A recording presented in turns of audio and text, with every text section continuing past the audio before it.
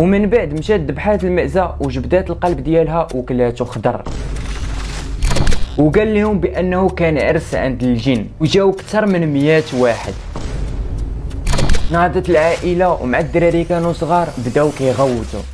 السلام عليكم يا احلى متابعين عندي في القناه. بغيت نقول لكم واحد الحاجه، ان الفيديو اللي غادي يكون ما فايتش 30 دقيقه غيكون فيه غير جزء واحد، يعني غالبا ما غتبقاو تشوفوا جوج اجزاء. والا كانت القصه فايته ل 30 دقيقه راه ضروري ما خصني نقسمها، اولا باش تسهل عليا الخدمه، وثانيا باش ما تملوش منها ونخليكم متشوقين. المهم القصه ديالنا اليوم من واحد المتتبع واللي عاش الرعب في واحد الدار، وديك الدار ساكن حداها واحد المشعوذ. الا كنتي مستعد باش تعيش معايا الاحداث ديال هاد القصه كتب في الكومونتير 555 هاكا غنعرف شحال من واحد تبع معايا القصه من الاول حتى الاخر. واللي اول مره يشوف المحتوى ديالي فانا كنزل قصص واقعيه واحداث غريبه. ما عليك غير دير سبسكرايب وفعل الجرس باش يوصلك اي فيديو جديد، وما تنساوش تتابعوني في اليوتيوب وفي الانستغرام، راه غنخلي لكم اللين في الوصف. بلا ما نطول عليكم صليو على النبي ويلا نبداو.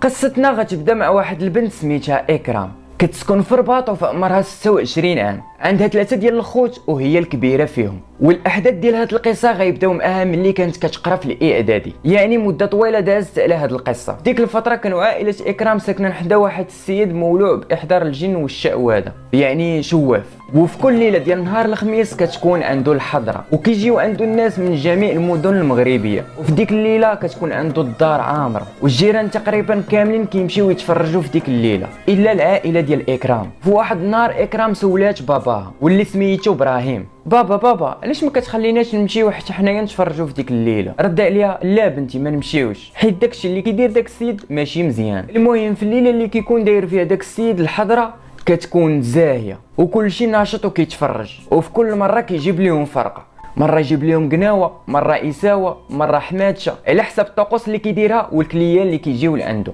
وفي كل صباح إكرام كانت كتمشي مع واحد الدري ساكن حداهم وكيقرا معاها في الاعدادي، وحتى هو كيكون حاضر في ديك الليله. وفي كل مره كانت كتسولو إكرام على الليله كيفاش دازت، وكيبقى يعاود ليها داك الشيء اللي كيجي هو عادي، وبان تتكون في هذيك الليله غير الشطيح والرديح وكلشي كيتحير وهداك الشيء في شكل. وفي واحد النهار غادي يكون داك الشيء مختلف، حيت غادي يعاود ليها داك الدري اللي تيكون غادي معاها بانها جات واحد المراه لاباس عليها وجابت معاها بقره وجوج معاز. وملي بدات الليله وبدا كلشي كيتحير، هذيك المراه حتى هي بدات في الطقوس ديالها، ومن بعد مشات ذبحات المأزة وجبدات القلب ديالها وكلاتو خضر. تخيلوا معايا انكم تكونوا حاضرين وتشوفوا داك المنظر، وانا شخصيا حضرت بزاف ديال الاحداث فحال ما هكا، وداك الشيء بعد المره كان كيخليني بلا نعاس. المهم في ديك الليله كان داك الشواف مدور به المجامر، والسيده قدامه كتحير وكترفس في هذيك المأزة، والدري في ديك اللحظه بدا يحس بان الحال سخون، مع العلم انه وقع داك الشيء في الفصل ديال الشتاء والبرد. وإكرام ملي سمعت هاد الهضره لحمها بورش وجاها هاد الشيء غريب. كملوا طريقهم للمدرسه وهما كيتعاودوا. المهم دازت الايام حتى جات واحد الليله من هاد الليالي اللي هي ليله الخميس. تعشاو العائله ديال إكرام، من بعد دخلوا الدراري ينعسوا وكانت معاهم حتى إكرام، وسمعوا مزيان اش غادي يوقع.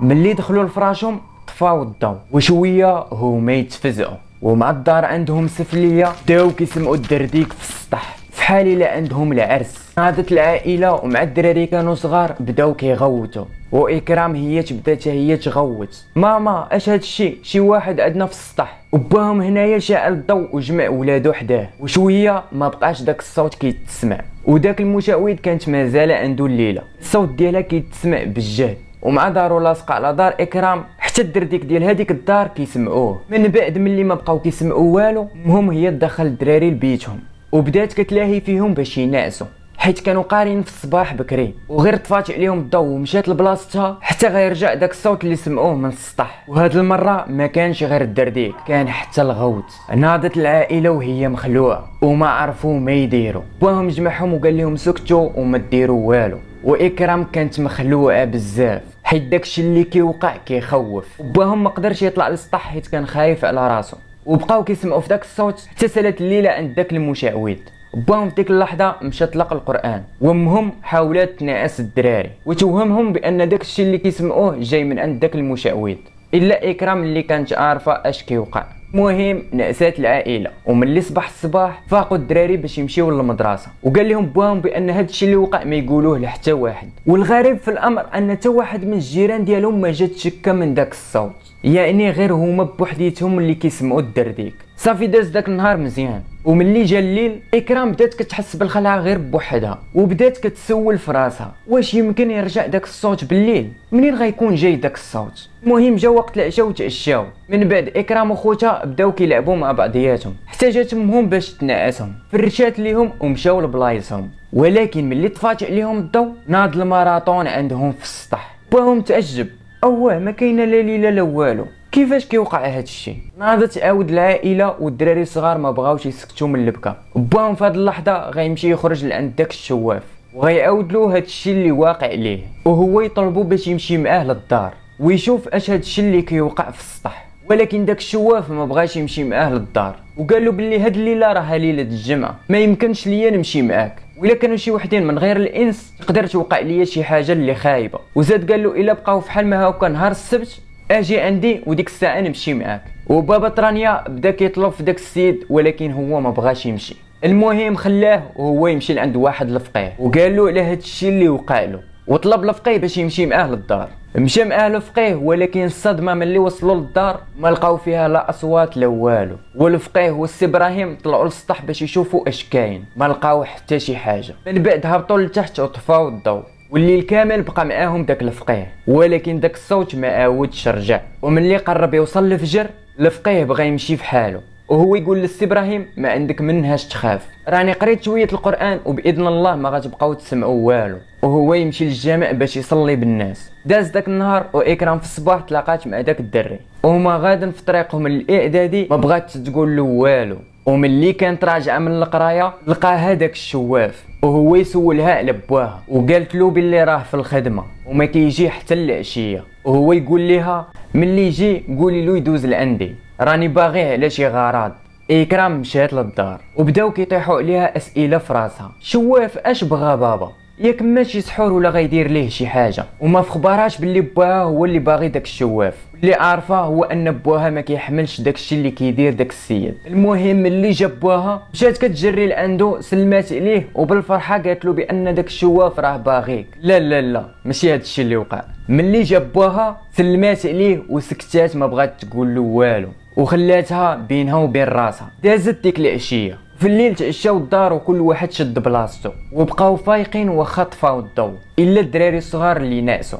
داز شويه ديال الوقت وهو يبدا داك الترديك. العائله عاودت تجمعت وجالسين مسمرين بالخلعه، وهو ينوض بواهم عند داك الفقيه حيت الشواف قال له حتى الليله ديال نهار السبت. المهم مشى لعندو وجابو معاه، وهاد المره كان كيسمع معاهم داك الصوت، وهو يبدا يقرا في القران. وقال لهم باللي خاصو يطلع للسطح. طلع ليه وكان معاه السي ابراهيم. واكرام في ديك اللحظه خايفه هي وخوتها، حتى كيشوفوا بواهم جاي كيتكركب من الدروج، وهو يبدا يغوت بحال جهدو حيت رجلو تهرسات. حتى داك الفقيه هبط كيجري وشعرو واقف ليه بالخلعه، وقال لهم باللي ما عرفش شنو وقع لبواهم، وانايا وقف عليا واحد بوجه كيخوف وقال لي ما تعاودش تقرب لهنايا. بواهم مسكين واكلها، وما بغاو يعيطوا لديك الساعه لا الاسعاف ولا حتى شي حاجه. بقى بواهم بحال ما هكاك حتى قرب الفجر، وكان داك الفقيه مازال معاهم. وملي حبس داك الصوت بقى غيمشي عند واحد جارو باش ينوب عليه في الجامع. من بعد غادي يدي ابراهيم للطبيب، ولقاو عنده جوج هرسات في الرجل اليمنيه. جاو داروا له الجبيره ورجعوه للدار، والجيران بداو كيسمعوا باللي السي ابراهيم تهرس، والدار بدات كتعمر بالجيران حيت باغيين يشوفوا السي ابراهيم. واللي كيسولهم اش وقع كيقولوا له باللي انه كان هابط من الدروج وطاح وهو يتهرس. داز داك النهار وجا الليل، تعشاو وسالاو وكل شي شد بلاصتو. وملي طفاو الضوء جلسوا شويه هو يعاود يرجع داك الصوت. العائله عاود شداتهم الخلعه، وحتى بواهم مسكين متكي في بلاصتو وما قادر يدير والو. جمع وحده عائلته وجلس كيواسي فيهم. اصبروا وليداتي دابا يفوت هاد الشيء، ما تخافوا ما والو انا معاكم. وشويه ما بقاوش كيسمعوا داك الصوت، ودازت شي 10 دقائق تقريبا وهما يسمعوا الدقان في باب الدار. شكون اللي كيدق علينا في هاد الليل؟ وهما على بالهم باللي صحاب الحال هما اللي كيديروا هاد الشيء باش يخوفوهم. وشويه بداو كيسمعوا بحال شي واحد كيعيط. سي ابراهيم واش مازال فايق؟ هاني جيت لعندك. بواهم عرف داك الصوت بانه ديال الشواف، وهو يقول لمرتو سيري حلي على السيد، راه هو اللي يقدر يعاوننا في هذا الشيء. ناضت مرتو باش تحل الباب واخا انها كانت خايفه، لقات داك الشواف واقف على الباب وهز معاه واحد المجمر ومعلق على عنقو 4 ديال التسابيح، وجاب معاه زيف وكتاب و8 ديال الشمعات. قال هو يشوف السي ابراهيم ناعس ومجبر، ويقول له مالك السي ابراهيم اش وقع ليك؟ عاود له داك الشيء اللي وقع له، بانه جاب فقيه واحد اخر. ملي قال له داك الشواف بانه غيجي لعنده حتى نهار السبت، رد عليه داك السيد درتي خطا كبير السي ابراهيم، وهذا الشيء يقدر يطول عندك ويتطور لشي حاجه خايبه، وراني قلت لبنتك باش تجي لعندي، وفي داك النهار كنت نقدر نشوف اش كاين. رد عليه السي ابراهيم لا بنتي ما قالت لي والو، وكيشوف فيها. عرفات اكرام باللي غلطات ملي ما قالتهاش لبواها، ولكن هي ما عارفه والو. المهم داك المشاهد قال للسي ابراهيم انا غنطلع نشوف اش هاد الشيء، الا سمعتوا شي اصوات ولا شفتوا شي حاجه ما ديروا والو. طلع للسطح هو يفرش داك الزيف، شعل المجمر ودور به الشمع، دار البخور في داك المجمر، حل الكتاب اللي جابو معاه وبدا كيعزم وتيقول شي هضره اللي ما مفهوماش. وشي 20 دقيقه تقريبا بدا كيهضر مع شي واحد، ولكن بشي كلام اللي في شكل، وبقى على داك الحال شي 45 دقيقه تقريبا. هو يهبط داك الشواف لعند السي ابراهيم وعاود ليهم من الاول اش دار ومعاه من هضر. قال لهم بانه كان عرس عند الجن وجاو اكثر من 100 واحد، والمده ديال هاد العرس اللي عندهم 7 ايام، حيت الليله ديال الخميس اللي درتها انا كان الزواج ديال واحد السيده بواحد الجن. هما استغلوا الفرصه ولقاو المكان المناسب باش يحتفلوا بداك العرس، وانا دابا هضرت معاهم باش يمشيو في حالهم وما يبقاش عندكم هاد الشيء.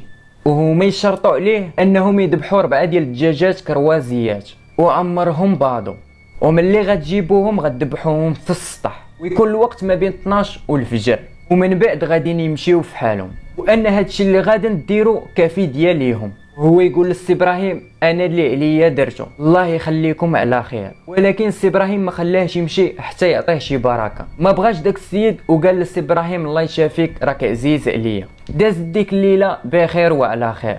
في الصباح مشات اكرام امها باش يقلبوا على 4 دجاجات كروازيات ويكونوا معمرهم بعضو. ما عرف اخوتي منين غيجيبوا هاد 4 دجاجات كروازيات ومعمرهم بعضو، حيت انا كنعرف الدجاج الكروازي كيبيض بزاف، يعني يقدروا ياخذوا عتوقات يعني معمرهم بعضو، يعني مازال صغار. مشات الام ديال اكرام عند واحد مول الدجاج كيتقداو من عنده، وقالوا له بانهم كيقلبوا على 4 دجاجات كروازيات وعمرهم بعضو. هو داك السيد تعجب وقال لهم مستحيل انكم تلقاو هادشي اللي بغيتو. المهم نعت لهم على واحد الفيرما ديال الدجاج، وقال لهم بان في ديك البلاصه كاين بزاف ديال الدجاج الكروازي.